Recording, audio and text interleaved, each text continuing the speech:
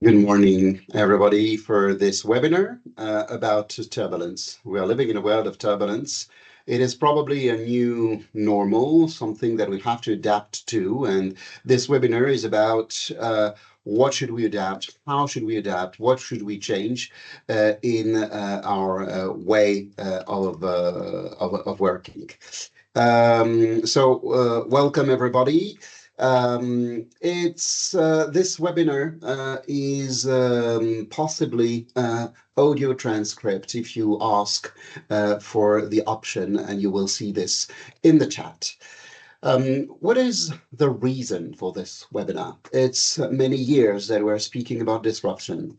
Disruption, by definition, is something like a crisis. It's an exceptional event, but it turns now into a stable chaos, right? So chaos is here to stay. So we have to survive in it, we have to work in it, and probably we have to control something. Probably it has to do with more anticipation, being more proactive than just reactive. So the times we are living, instead of being one crisis, which means that one day or another we would come back to a normal, there is probably a new normal. So we have to adapt completely procurement processes to situations of unexpected crises, of unexpected costs, of unforeseeable risks, and evolution of the market. So what we will discuss about that, we will speak about how strategies need to be shared. Well, this is an old topic. It's 10 of 20 years that we're speaking about SRM, collaboration, cooperation, etc., etc. But today, it's a little step forward. It's not only trust and collaboration. It's about sharing data, sharing strategies, so being united with our suppliers to resist potential shocks that may happen or may not happen. The second issue is obviously about creating ecosystems, and notably supply chain ecosystems. We will touch the point of blockchains. We probably need to build some blocks of stability within a very unstable world. The third topic that we will touch upon will be how we have to make scenarios with internally, but with our stakeholders internally, but with our suppliers too. Scenarios to foresee the future, to predict the future, to be ready for anything that can happen. Another topic, obviously, is innovation, where the risk of crisis is that we focus on the short term. And we need to, on the contrary, to focus even more than before on the long term. So it's innovation about products, about services, about ways of working with suppliers, about processes, about agreements, about contracts, whatever it is. Obviously, all this is a shared of mentality. We have to change something in our mindset, and obviously this has to do with digitization also, and the emergence of new generations. Right. So we will first try to understand turbulence, and notably the economic crisis. Is it a cause or a consequence of turbulence? Then we'll have a look at common pitfalls, the wrong way to respond, and notably about active inertia. Then we'll have a look at what really works. What are the value drivers? And we will speak about the supply chain, about rare risks, about integration, and about procurement beyond procurement. So when we focus on the total value and not anymore on the price, costs, and risks that we used to focus it. And then at the end of it, we'll focus on this new way of thinking. We could call it a VUCA mindset, VUCA standing for volatile, uncertain, complex, and ambiguous. So it's about our readiness, it's about the data, it's about entering a testing methodology, and it's about people and the profiles that we need today in procurement to survive in this world of risks. So let's start with understanding this famous word of turbulence. What does it mean? First of all, uh, it's frequently presented in the media as something very recent. And that's not completely fair because it's been emerging in the last 20 years because of some economic evolutions. There has been a long-lasting erosion. First of all, because uh, a number of industries have shifted their production to low-cost countries. So the industrial network has completely changed, weakened in certain parts of the globe, strengthened in other parts of the globe. And obviously, this started with currencies which today are not at all at the level they were 20 years ago. So this shift of low to low cost countries is obviously very different in 2025 than when it started in 2005. And that is probably one of the components of inflation. Um, Inflation is linked to other things, notably to rarity of metals, of resources, etc., etc. But inflation is also due to the fact that the currencies of these low-cost countries that industries have shifted to have strengthened. And we could see also that between 2008 and the pandemic times, there has been a series of shortages, one after another. This, of course, has been intensified by very recent crises. Obviously, pandemic is one of them. High intensity shortages, and notably at the end of the pandemic, you can remember the shortage of chips, the shortage of raw materials, the shortage of metals, etc., the shortage of food ingredients in certain areas of the world, etc., etc., after 2022. And more recently, geopolitical crisis, which obviously cast a number of shadows and risks over supply chains. Obviously, the countries have changed, and a number of shocks has intensified. Um, you know what a market is. It's made of cycles. And a cycle is a series of boom, of peak, and recessions. And these peaks are always made of the same thing.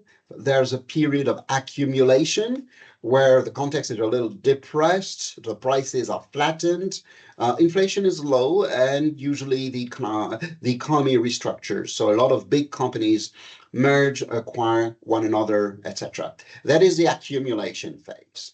And it's probably over since the pandemic.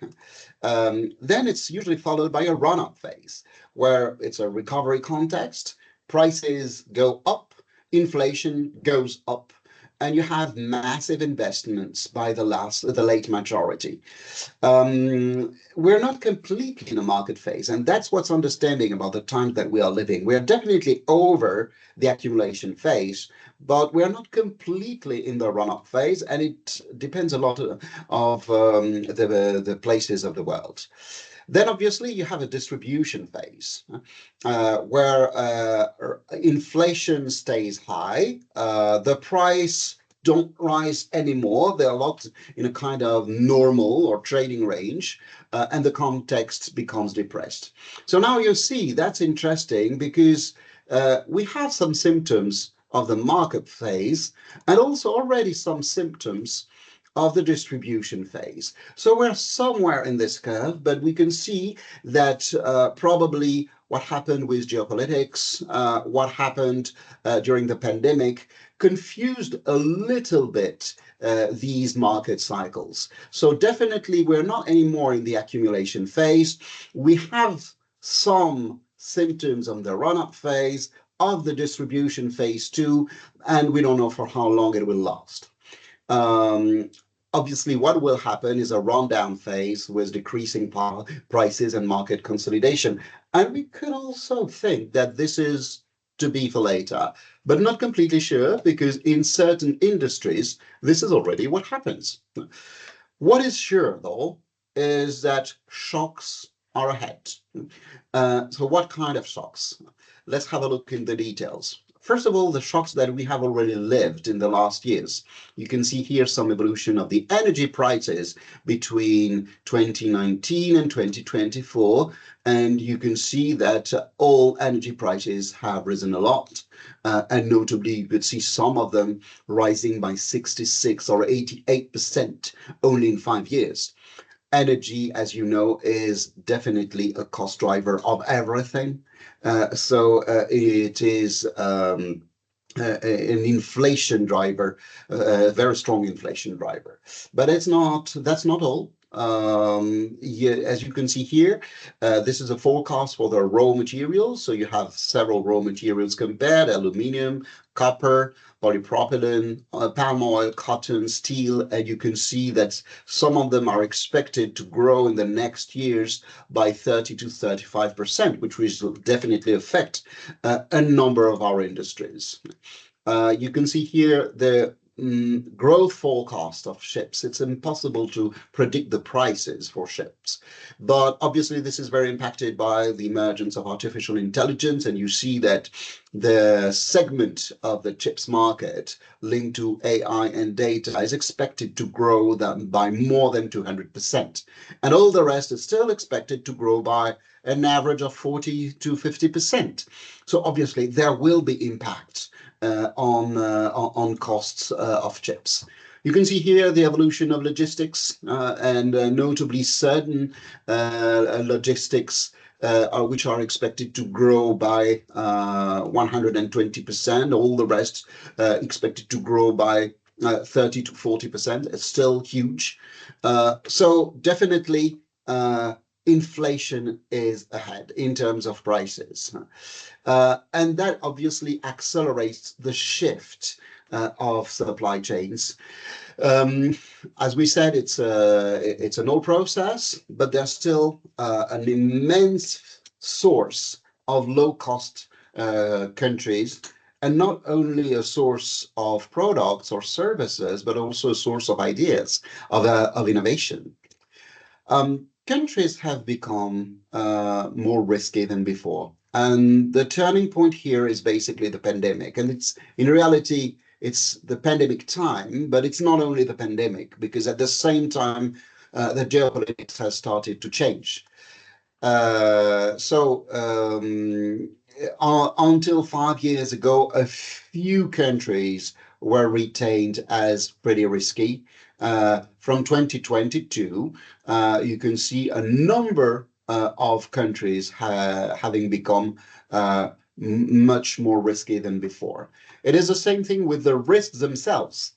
If you think about the high risks in those countries until 2021, most of them were environmental and shortage and disruption. In the last 3 years, or 2 years and a half, the risks have also become geopolitical. This is an interesting chart. It's a chart of 2021 on purpose, right? So 5 years ago, before all this started, so before you have all these new risks and new risky countries, already at that time, you could see that the perception of the risks were very geopolitical, operational, and logistical. We can just say that after all this has happened, which means annexation, invasion, hurricanes, but also geopolitical issues with Asia, or between Asia and the West, around the Middle East, around the conflicts around Russia, etc., etc. We are starting in 2021 with a very black perception, and I'm afraid it's become even worse. Right, so how to react to this situation? Let's start by the negative for once. Let's start by what not to do to end up with what to do. So what are the common pitfalls? One of the first common pitfall is to misunderstand risks. Um, in terms of environmental risks, for instance, some risks are misunderstood because you have two types of risks. You have the risks which are very impactful when they come, but they are very unlikely to happen. Are we all scared by a hurricane or the next hurricane coming up? Not sure. Are we all scared by a nuclear disaster in the next weeks? Not sure either. But we know that if it happened, it would be a disaster. So we probably have to build some reaction plans, some contingency plans, but we have to prepare ourselves, to prepare a process for ourselves, but not to mitigate these risks, which are still very unlikely. And then you have another block of risks, which is, on the contrary, very likely to happen, but slowly impactful. It's not that they are not impactful, it's that their impact comes slowly. Think about greenhouse emissions. Think about water pollution. Think about the increase of wastes, etc., etc. Indeed, there are risks, and we have to mitigate them from now. The problem of these, obviously, so the first problem is obviously to react in the wrong way to these risks.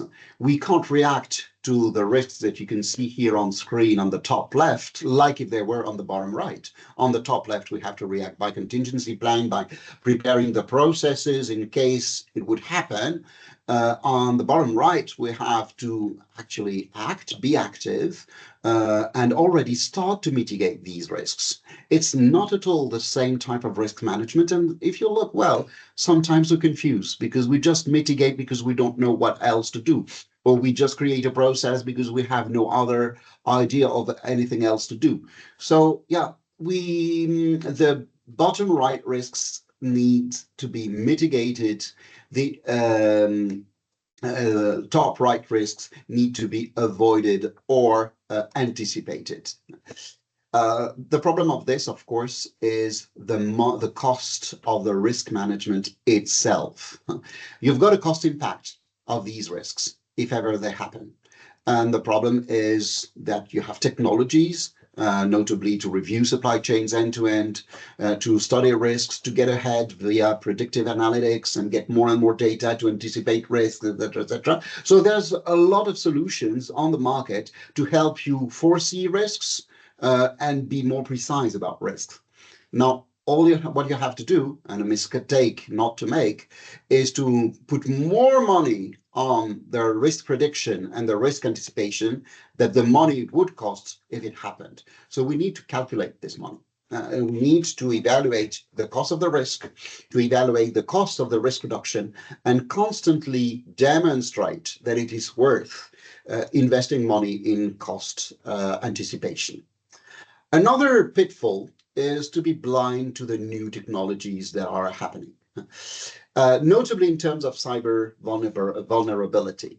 A number of companies in the last 10, 15 years to reduce risks, cyber risks, they have invested in more SRM, more engagement towards suppliers, in plugging their IT into their own IT, in integration of strategies, etc., etc. Well, that's good, but it costs a lot, and it's a major financial and strategic investment together. Sometimes to reduce cyber vulnerability, you have lower, lighter solutions to put in place when you exchange data with your suppliers. Authorization, encryption, authentication, etc., etc. So let's not be techno-blind. There are solutions that we can use to reduce cyber risks without investing too much financially or strategically. Another pitfall is what is called active inertia. And you understand what it is from that wording, right? It's active, so we do a lot of things, but in reality, to carry on doing the same. Uh, the world has changed. The world is not in a disruption mode anymore. It's a constant disruption that we can call chaos. So we need to adapt this, to adapt to this, and that is a contrary of inertia. But a lot of companies are doing a lot of small actions to reduce the risk as if they were a disruption, as if they were a crisis that one day or another will be over. The crisis is probably here to stay. So we have to be proactive and to fight against that inertia. So it's the contrary of planning the way out of the crisis, because probably there's no way out of the crisis. It is about trying to live and even to thrive in a context of crisis that can stay for potentially many years. Um, Another wrong thing to do, obviously, is to try to revert to the old state, to revert to the old good product, the old good suppliers, the old good supply chains, etc., etc. And another mistake not to make is to strive like the others.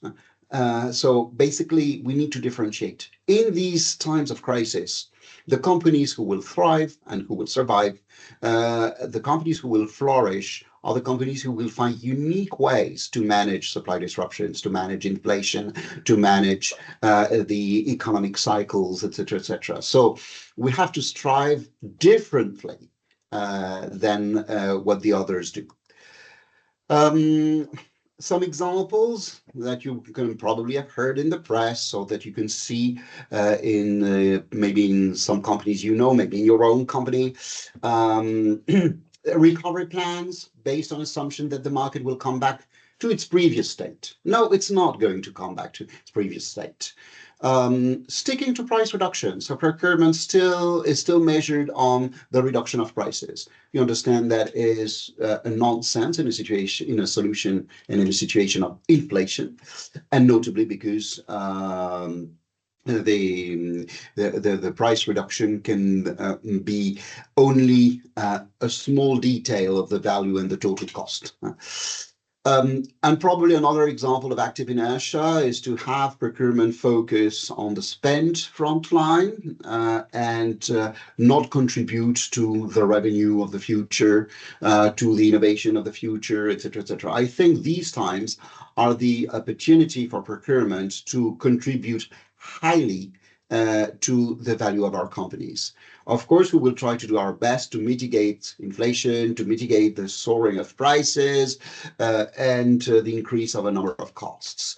But knowing the markets that we're in, we can contribute to much more. We can contribute to our revenue, the expansion of our revenue. We can contribute to the innovation, to the development of new products, to the stabilization of supply chains, etc., etc. Right. So after wrong responses, let's try to see how we can make right moves. What are the strategic responses to have? One of the first one is obviously to think supply chain, and to think the supply chain as something stable, something that we want to stabilize, that we want to ensure, and to see blocks, if not ecosystems, of many companies working together and ensuring stability together. So what are the levers then to do this? The first one is probably a big move to the local, or I should say to the re-local. In the last 20 years, a number of our suppliers, or if not of our suppliers, the suppliers of our suppliers, are coming from distant countries, low-cost countries, or sometimes not even low-cost, but just geographically distant.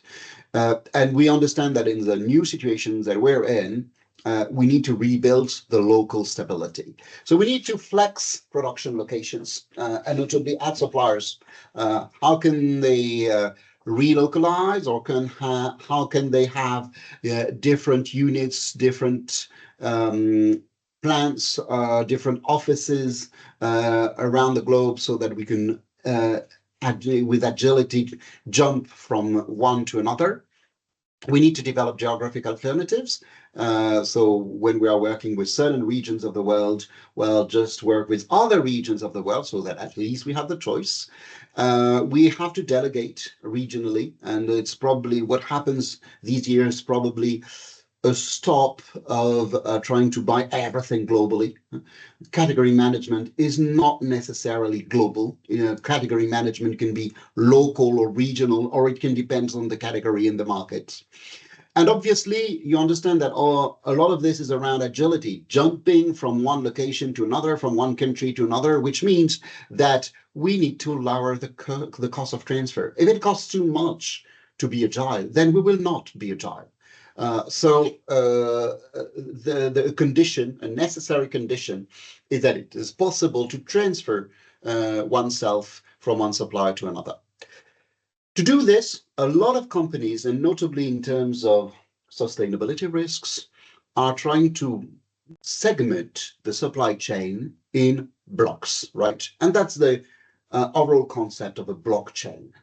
The overall concept of a blockchain has been invented more for data issues, but it's not necessarily only data. It can be also stability, engagement, working together, sharing strategies, creating common strategies, etc., etc.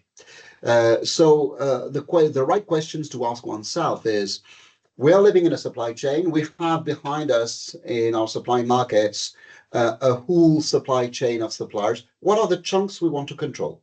Some chunks of the supply chain we don't want to control. They're too far away geographically, or just in the supply chain, too many tiers away, etc., etc. But some chunks of the supply chain, meaning some suppliers, some regions of suppliers, some industrial basins, we need to be heavily engaged with and to control, and to co-build strategies and agreements with these players. Another strategic response is to test the vulnerability of the supply chain. A little later, we will speak about creating stress tests.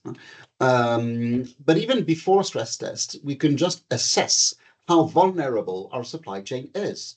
And notably, when there's a shift in countries, when you have some financial problems, some suppliers are much less profitable than before, you have some logistic issues, etc., etc. Then, of course, we need to investigate more than before what are the vulnerabilities of this block, this chunk of suppliers. You will probably think, yeah, well, we're already doing this. Maybe at tier one, yes, but what about tier two, tier three, tier four? And if you structure your supply chain in blocks, as we have said before, it means that we have to do these vulnerability audits for each member of the block. There's a specific vulnerability, which is obviously the cyber vulnerability. And probably here, the strategic response is what we've already said about creating more security through authorization, encryption, authentication. So all the procedures which lower your risk, your cyber risks. And we need also to assess, and notably, how porous the system can be, and how you can inject connections between elements. Last but not least, because of this very volatile world and risky world, very VUCA, volatile, uncertain, complex, ambiguous, it's not only us who suffer, it's also our suppliers, and some of them may be at threat of disappearing, or at least of going down, downgrading profitability, decreasing turnover, etc., etc. So we need to assure that they are still financially stable and financially reliable. We need to check more than before their inventories, their financials, their own supplying contracts, right? What we are doing with our suppliers, we have to make sure that they are doing it with their suppliers too. We have probably to multiply the number of health checks and within each health check to study more parameters of health in terms of turnover, in terms of investment, in terms of return on capital expenses, in terms of asset, in terms of detection of potentially toxic assets, etc., etc. And this can be more also collaborative with suppliers when we are auditing the financial health of our suppliers. This can be very collaborative about detecting weaknesses, seeing together and agreeing together on how to fight these weaknesses, put together some follow-up plans, etc., etc. Another right strategic response is to think about the rare risks, and the key word here is really rarity. There have been studies in the previous decade showing that a number of procurement departments are doing a lot of good work on predicting, avoiding, mitigating the major risks, but not the minor risks. So the problem is that a number of risks, and you've seen, for instance, what we've said in sustainability. Can we say that a nuclear disaster will never happen? No, we can't say this. Can we say that hurricanes are a very marginal phenomenon? No, we can't say this either. So we can't discard these risks, which are still rare. They are not heavy, but they could happen, and they could really destroy our economics, our company, our supply chains. So we need to be heavily conscious and to study very regularly these rare risks. Where are they coming from? Well, mostly about geopolitics. And you can see here one factor of these rare risks, which is some state power which is being renewed. A number of countries, after giving more power to their economy and the big companies, have increased the control of their economies, and the state power has increased. Remember that in any country, the very last instance power is with states. So economy is stronger when the states let it stronger. But when the state decides to control, the state is more influent than the well-being of companies. Restrictions on the business, tariffs, embargoes, etc., big companies being banned on certain supplies, and we know this, where some of us are banned to supply ourselves from certain countries, etc., etc. So we have to do with this. We have to anticipate. And it's not easy to understand the factors of risk. Just reading the press, you understand what can happen. The problem is then what will happen? What will happen if this new conflict happens, if this election is being won by that candidate, etc., etc. We need to make scenarios which do not start from economic phenomenon from the start, but from also from, I see that there's a problem with the slides, but also from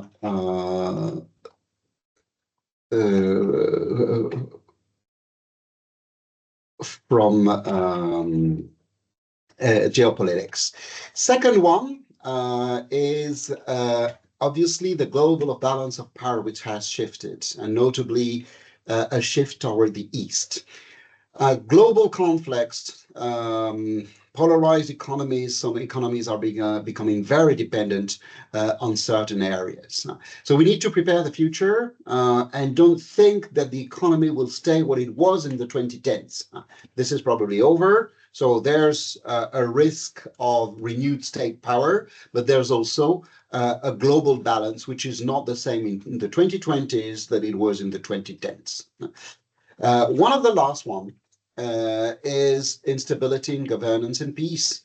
So obviously there are risk of further conflicts. We've said that already, but there are also divided societies and increasing inequalities. Right. What should we do to reduce this? First of all, build more contingency plans. We need to draft a plan to inform about all stakeholders about our plans, to test bits and pieces, and to make sure that resources are always ready. So we need to have plans for everything, and notably for all what can happen geopolitically. But obviously, these hazards are massive. Think about what you can see on the left-hand side: natural disasters, pandemics, war, etc., etc. They can really blast the economy. And the blast means that it's not only an impact on prices, on the spend, it's an impact on all costs, TCO. It's an impact on our revenues, because if we don't get materials, we will not produce. It's an impact of revenues or service, because if we don't get the help of our service suppliers, we will not be able to deliver either. It's an impact on our assets, on our factories, on our headquarters, on our people.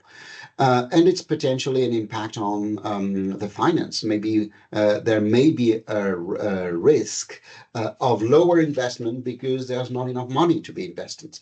So in the 2010s, we forgot that this could really happen for real, and that procurement is not only in charge of reducing the first one, the spend impact, but all the others, the total cost, to anticipate potentially revenue drop, to anticipate what could be the damages on the asset, etc., etc. So procurement needs to contribute to much more than securing prices and deliveries, even more than before, and not only for innovation purposes, for risk purposes. One of the strategic responses, obviously, is to be integrated with suppliers. But I'm not speaking about SRM. I'm not speaking about common investment. I'm speaking about certain integration, and notably of data integration. So how can procurement help? In terms of planning, we have more and more tools, digital tools, to share forecast, to update forecast, to give a range of probability to forecast, which help the supplier, obviously, to be more agile and to adapt to the changes in time. We also have some tools which can challenge our data and say this is not the right forecast, the probability is more this, more that. So that's data intelligence. So you understand that by these new technologies and this digital integration between ourselves and the suppliers, combined with more AI on data, we can probably make the flux of data smoother, more reliable for the supplier, and anticipate crisis.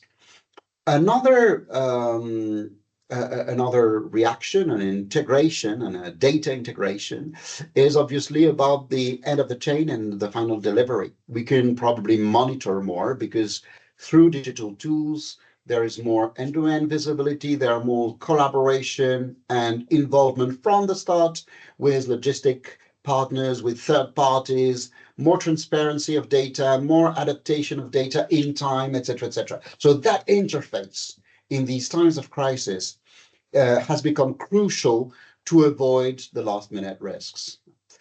And obviously, that means that probably we need to engage more with suppliers, to collaborate more in innovation, in risk reduction, to share investments, and to develop supply relationships even more than before.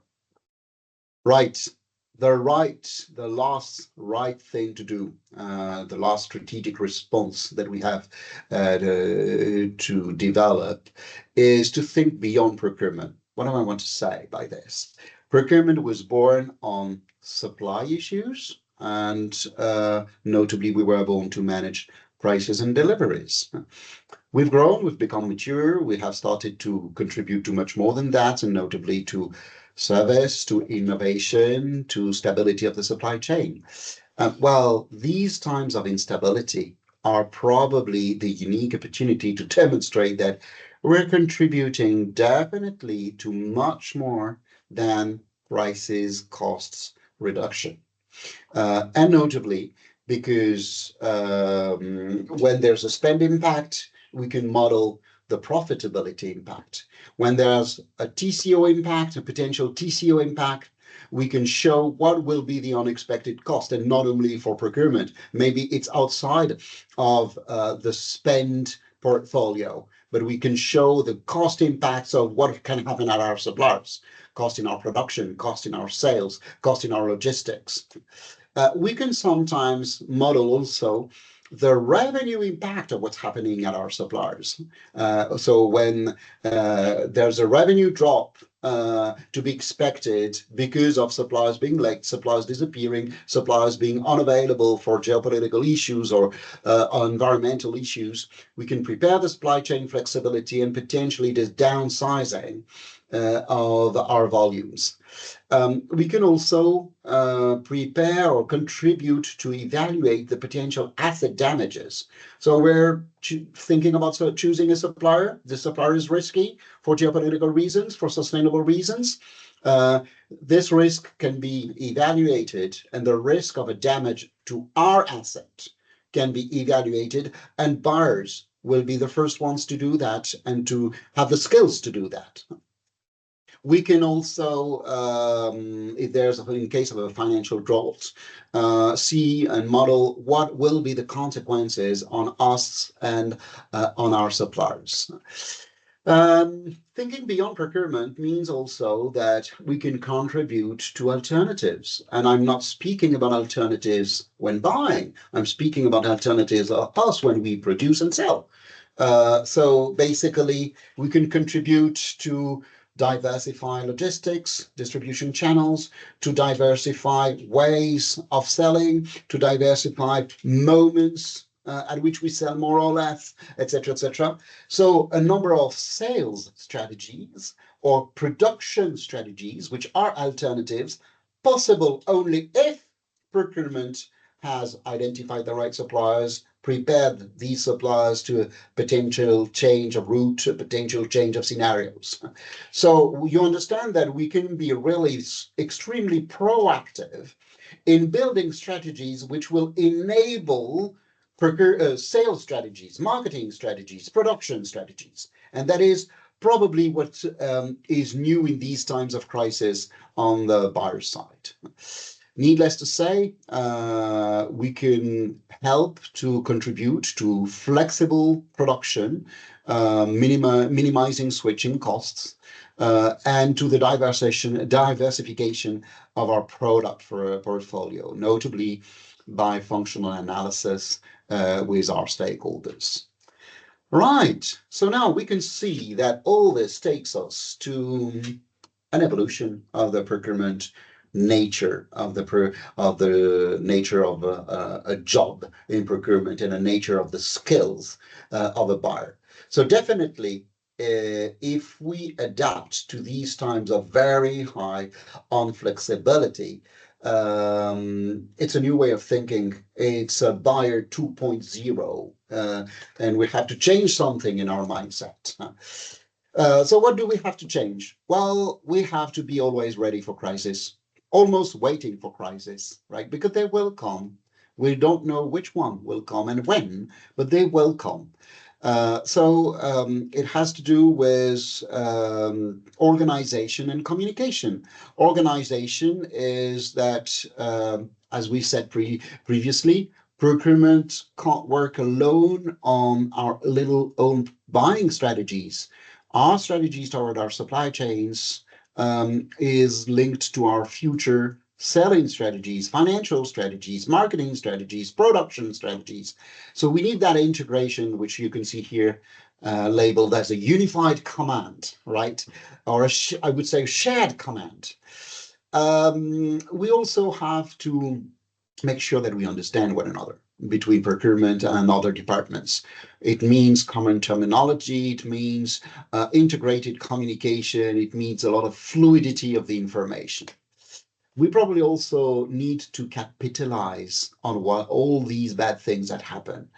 And in terms of learning, you know that we learn more from what really works well because it's satisfying. So we integrate more easily the ways of doing which made us succeed than what we learn when we can learn from a failure, right? Well, in these moments of difficulties, we really need to learn from failures. There will be failures, and there will be high learning opportunities.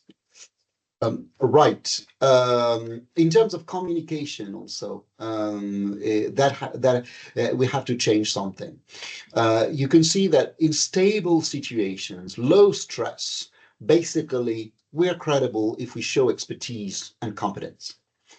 In stressful situations, crisis, or problems in the supply chain, we need also to develop listening, empathy, understanding, honesty, openness, fluidity of information, transparency of information. So our competence and expertise, it's much more relative.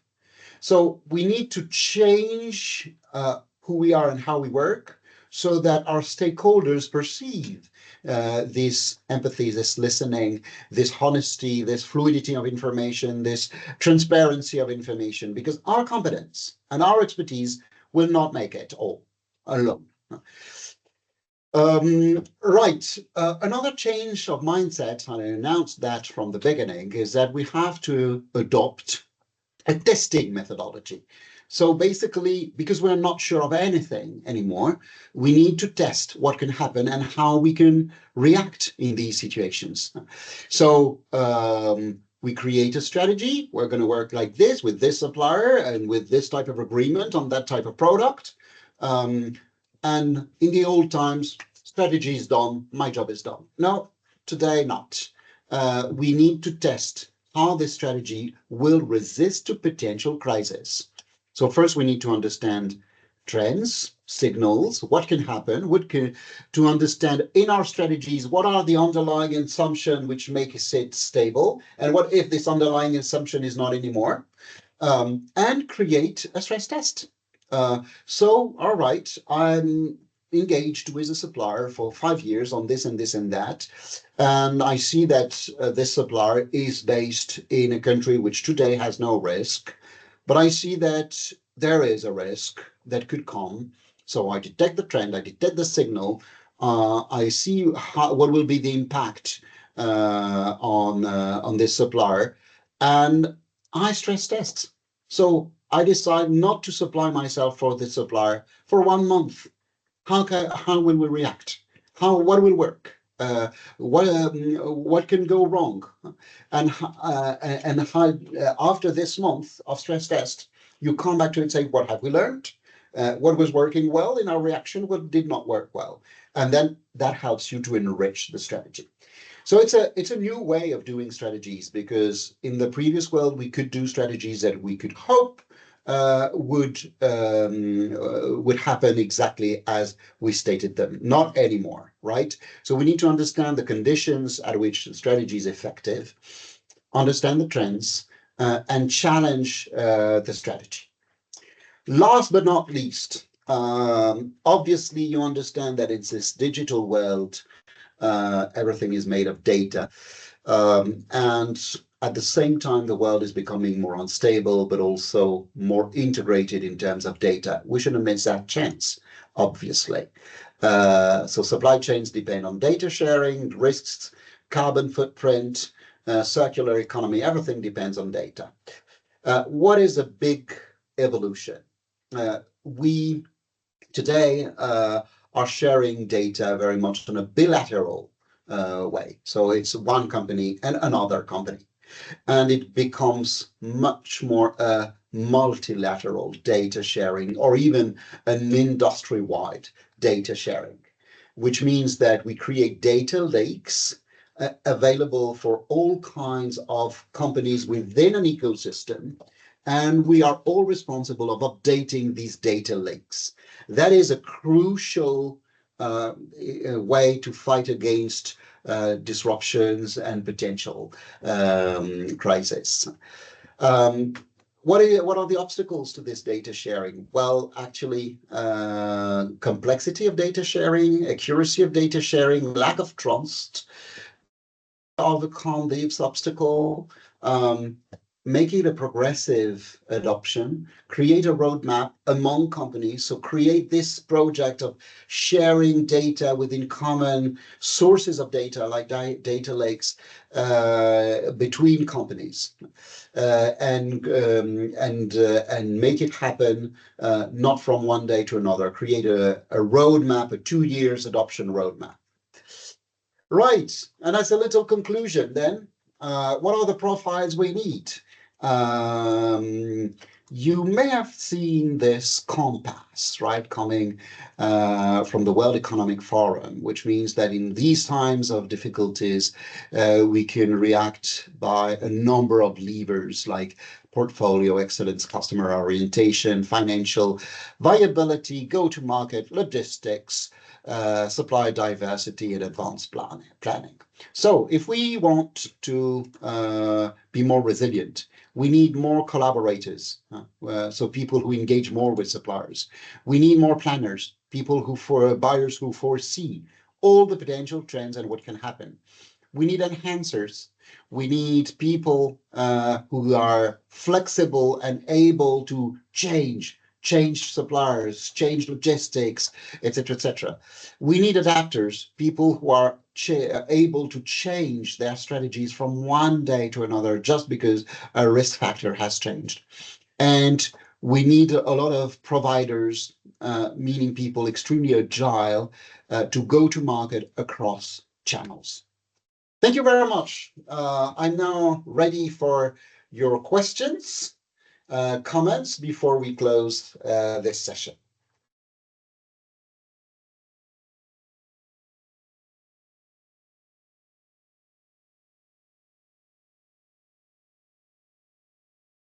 I can see a first question about recruitment. Should we recruit new types of buyers? That's an interesting one.